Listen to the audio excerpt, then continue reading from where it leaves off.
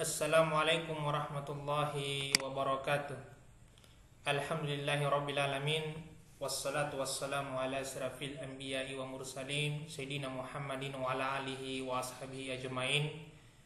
Kepada anak-anakku sekalian dan rekan-rekan sekalian, pada kesempatan kali ini insyaallah kita akan memaparkan terkait pembelajaran pada masa pandemi COVID-19 dengan mengangkat tema Al-Quran sebagai sumber hukum Islam yang pertama. Pada kesempatan kali ini sumber hukum Islam yang kedua hadis, dan yang ketiga adalah ijtihad. Dibuatkan video secara terpisah atau secara khusus. Semoga dari pemaparan ini bisa menambah wawasan dan kecintaan kita terhadap Al-Quranul Karim dan semangat beribadah kepada Allah Subhanahu wa taala. Nah, baiklah, kita melangkah kepada pembahasan sumber hukum Islam. Yang pertama adalah Al-Qur'an, kemudian yang kedua adalah hadis, dan yang ketiga adalah ijtihad, yang keempat pembagian hukum, dan yang kelima penerapan taklif. Namun pada kesempatan kali ini, seperti yang saya sampaikan pada awal video pembelajaran ini, kita khusus mendalami, kemudian mempelajari dan memaparkan materi tentang Al-Quran sebagai sumber hukum Islam yang pertama. Nah, baiklah, sumber hukum Islam yaitu segala sesuatu yang dijadikan dasar aturan atau pedoman ketika seorang muslim melakukan aktivitasnya. Kemudian yang kedua, yang telah disepakati jumhur atau kebanyakan ulama, ada 4, yaitu Al-Quran, kemudian As-Sunnah, Ijma, dan Qiyas. Dan insyaallah pada kesempatan video kali ini kita akan membahas tentang Al-Quranul Karim. Kemudian firman Allah dijelaskan, hai orang-orang yang beriman, taatilah Allah dan taatilah Rasul dan ulil amri atau pemegang kekuasaan. Kemudian jika kamu berbeda pendapat tentang sesuatu, maka kembalikanlah kepada Allah atau Al-Quran dan Rasulnya. Jika kamu beriman kepada Allah dan hari kemudian, yang demikian lebih utama bagimu. Sumber hukum Islam yaitu pada prinsipnya ada 3, namun pada kesempatan kali ini kita akan mendalami secara khusus tentang Al-Quranul Karim.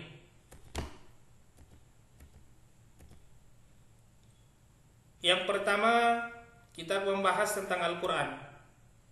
Pengertian Al-Quran adalah kumpulan wahyu Allah Subhanahu wa ta'ala yang diturunkan kepada Nabi Muhammad sallallahu alaihi wasallam melalui perantaran malaikat Jibril sebagai pedoman hidup. Membacanya merupakan ibadah.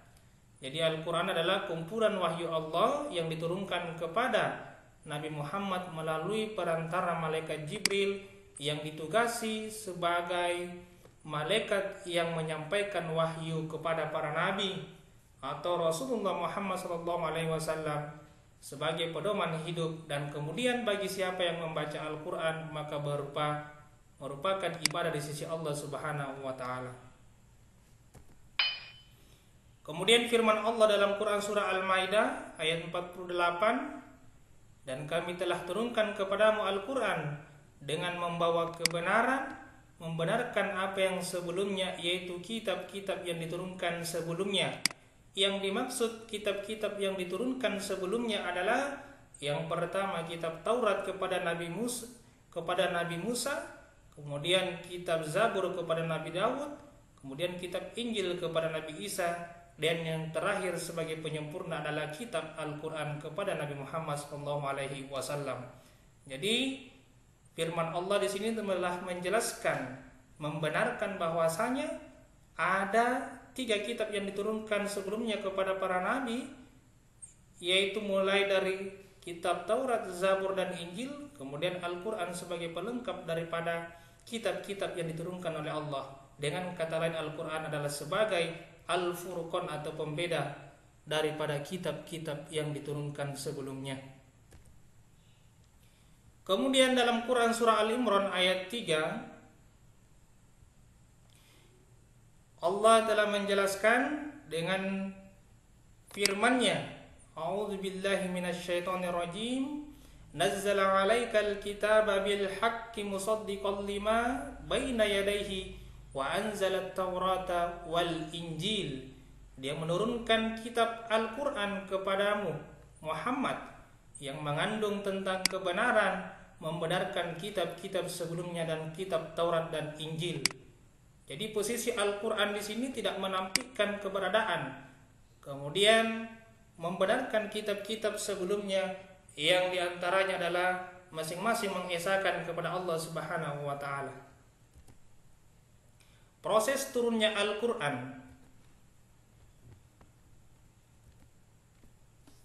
yang pertama, malaikat memasukkan wahyu itu ke dalam hati Nabi Muhammad sallallahu alaihi wasallam. Jadi, proses yang pertama adalah malaikat memasukkan wahyu itu ke dalam hati Nabi Muhammad sallallahu alaihi wasallam sehingga dijadikan sebagai petunjuk dan pedoman, kemudian disebarkan kepada seluruh umatnya. Yang kedua, malaikat menampakkan sebagai seorang laki-laki yang mengucapkan kata-kata kepada Nabi Muhammad SAW. Jadi proses yang kedua dengan cara menampakkan wujudnya sebagai seorang laki-laki kepada Nabi Muhammad SAW. Yang ketiga adalah wahyu datang kepada Nabi Muhammad SAW seperti suara lonceng. Jadi ini telah dijelaskan. Proses yang ketiga, wahyu didatangkan kepada Nabi melalui perantara malaikat Jibril seperti dengan adanya suara lonceng. Yang keempat, malaikat menampakkan dirinya kepada Nabi Muhammad SAW dalam wujud yang asli. Jadi ini adalah proses turunnya Al-Quran kepada Nabi Muhammad melalui 4 cara atau 4 metode yang ketika pada saat Nabi Muhammad menerima wahyu atau firman Allah melalui perantara malaikat Jibril. Al-Quran diturunkan pada tanggal 17 Ramadan atau Nuzulul Quran. Al-Quran diturunkan secara berangsur-angsur, artinya adalah secara bertahap, tidak sekaligus, dengan lama atau rincian waktu 22 tahun 2 bulan 22 hari. Jadi ini adalah rincian daripada Al-Quran diturunkan secara berangsur-angsur kepada Nabi Muhammad 22 tahun 2 bulan 22 hari, atau disempurnakan menjadi 23 tahun. Wahyu yang pertama kali diturunkan kepada Nabi Muhammad SAW adalah surah Al-Alaq, yaitu surah yang mengajarkan kita untuk senantiasa menuntut ilmu dan membaca Al-Quranul Karim sebagai sumber hukum Islam yang pertama.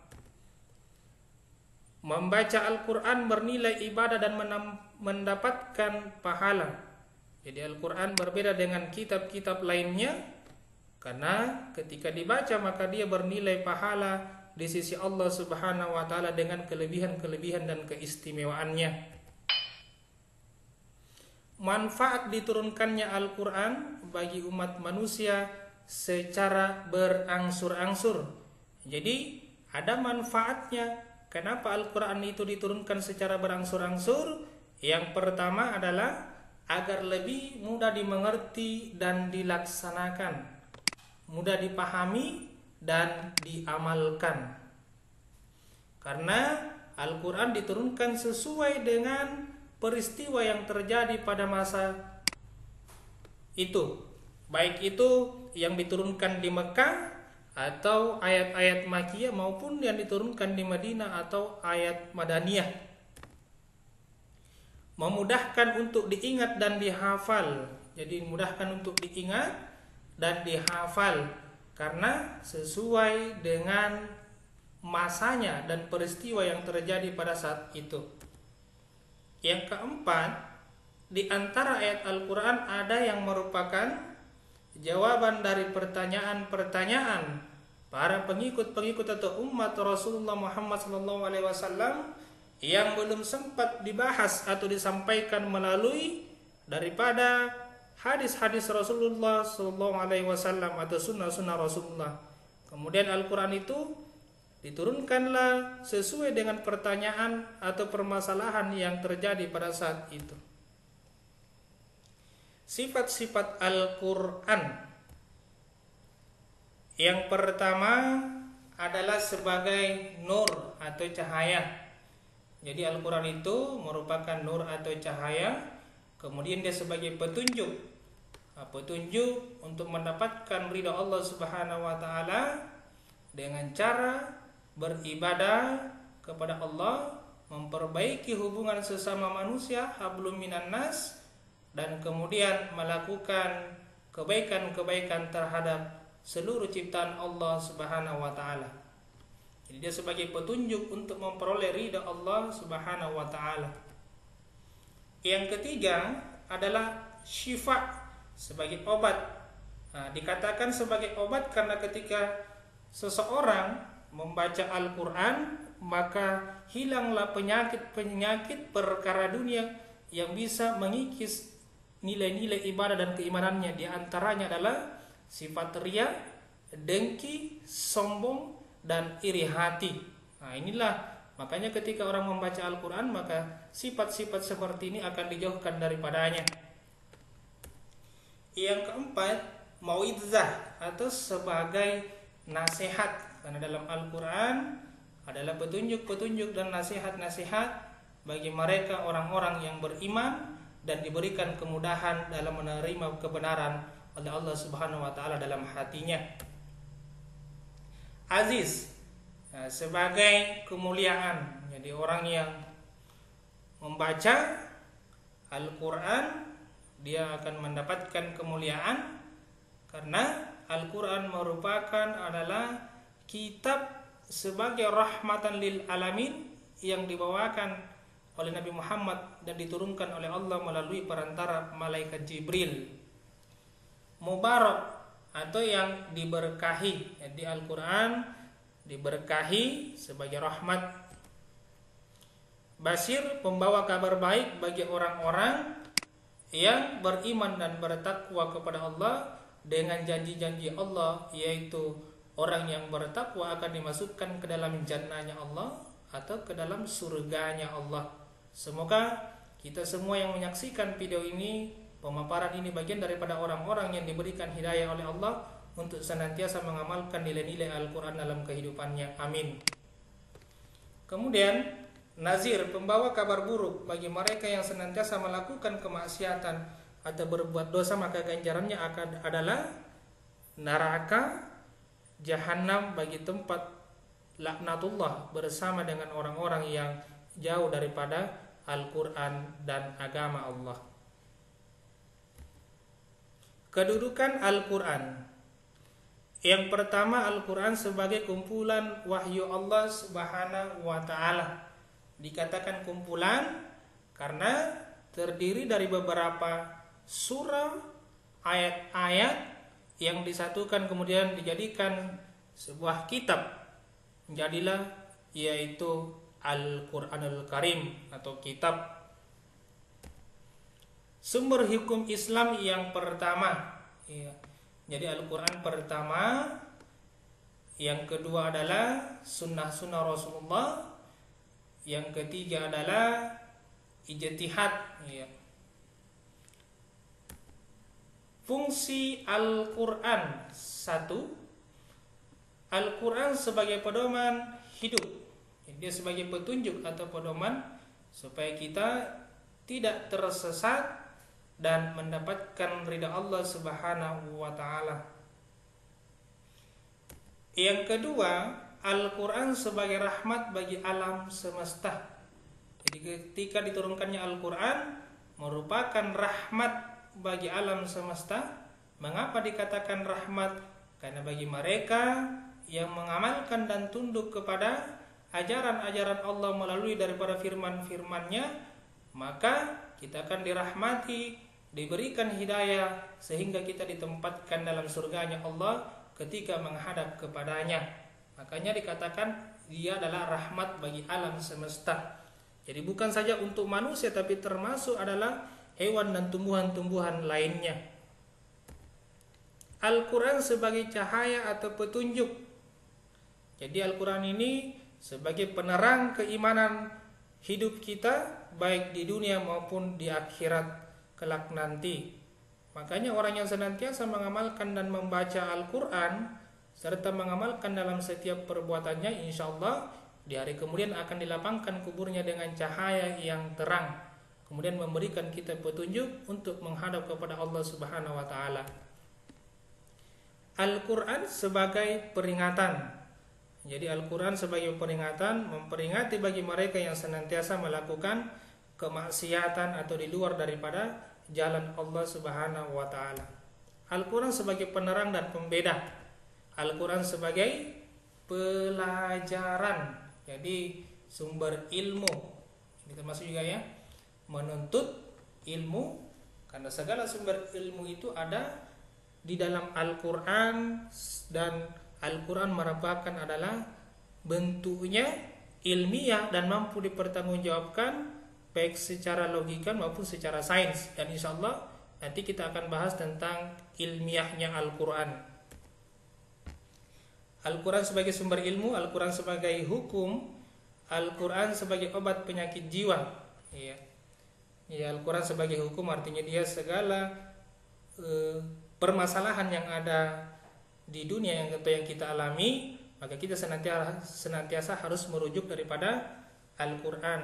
Dan Al-Quran sebagai penyakit jiwa, yaitu menghilangkan sifat-sifat dengki, riya, dan iri hati. Al-Quran sebagai pemberi kabar gembira bagi mereka yang bertakwa kepada Allah, yaitu dengan memberikan surganya. Al-Quran sebagai pedoman melakukan pencatatan. Ya. Isi kandungan Al-Quran. Isi kandungan Al-Quran dari segi kuantitas, ya, kuantitas artinya adalah jumlah daripada isi Al-Quran itu, yaitu Al-Quran terdiri dari 30 juz, 114 surat, 6.236 ayat. Jadi Masya Allah, ketika kita membaca Al-Quran dinilai dengan 10 pahala di hari biasa dan 100 pahala pada bulan suci Ramadan, maka dilipat gandakan dikalikan dengan 6.236 ayat atau 323.015 huruf dikalikan dengan 100, maka Masya Allah banyak sekali pahalanya. Jadi 323.015 huruf dan terdiri 77.439 kosakata. Inilah isi atau jumlah keseluruhan dalam Al-Quran. Jadi anak-anakku sekalian, semoga dengan pemaparan video ini kita bisa mengingat dan memahami ternyata Al-Quran terdiri dari beberapa unsur, yaitu 30 juz, 114 surat, 6.236 ayat, 323.015 huruf, 77.439 kosakata. Dari segi kualitas, ya, yaitu akidah dan akhlak. Nah, segi kualitasnya berkaitan tentang ibadah, ya. Ini isi pada Al-Quran tentang syariah dan tentang muamalah. Jadi dalam Al-Quran itu segi kualitas, kalau bukan akidah maka dia berkaitan tentang akhlak. Nah, kemudian turun lagi ada ibadah, syariah, dan muamalah. Muamalah diantaranya munakahat, tentang ilmu faraid, jinayat, hudud, jual beli, al-khilafah, makanan, penyembelihan, aqdiyah, jihad, dan dualiyah. Oke, kita lanjut pada pembahasan akidah.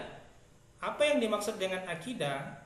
Yakni mengajarkan kepercayaan terhadap Allah Subhanahu wa taala, malaikat-malaikat Allah, kitab-kitab Allah, dan rasul-rasul Allah, hari akhir, dan takdir. Ya, ini tentang akidah ya, keimanan kita. Kemudian ibadah, yaitu mengajarkan tentang cara beribadah kepada Allah. Nah, bagaimana kita cara sholat, kemudian bagaimana kita untuk membayar zakat, dan lain-lain sebagainya. Muamalah, itu hubungan sosial, mengajarkan hubungan antar sesama manusia. Dengan kata lain adalah hablum minan nas. Bagaimana kita berbuat baik kepada sesama manusia dalam bentuk persaudaraan yang kuat dan solidaritas bagi seorang muslim. Akhlak, akhlak karimah yakni mengajarkan budi pekerti yang mulia, bagaimana kita bersosial atau membantu satu sama lain. Budi pekerti yang mulia. Nah, pada gambar ini contoh memberikan bantuan kepada orang yang tidak mampu. Nah, baik ini ada di panti asuhan atau di panti jompo. Yang jelas pada gambar memperlihatkan orang yang memberikan bantuan sebagai bentuk kemuliaan daripada akhlak karimah. Tarik ini mengajarkan tentang sejarah umat-umat terdahulu.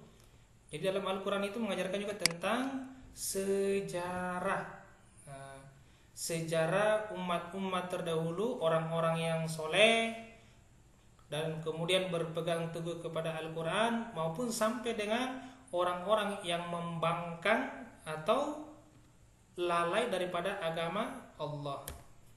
Syariat yakni mengajarkan tentang peraturan perundang-undangan secara menyeluruh, baik undang-undang tentang zakat, baik undang-undang tentang wakaf, haji, umroh, dan sebagainya. Nah, ini diajarkan dalam Al-Quran tentang syariat. Demikian daripada pemaparan video kali ini terkait tentang Al-Quran sebagai sumber hukum Islam yang pertama. Mudah-mudahan ada manfaatnya bagi anak-anakku sekalian dan bagi teman-teman atau rekan-rekan sekalian.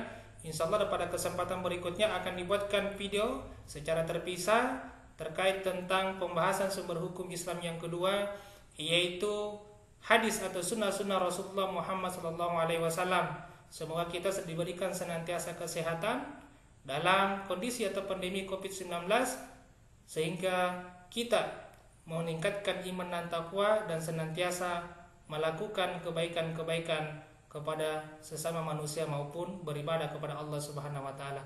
Sekian atas perhatiannya. Terima kasih. Wassalamualaikum warahmatullahi wabarakatuh.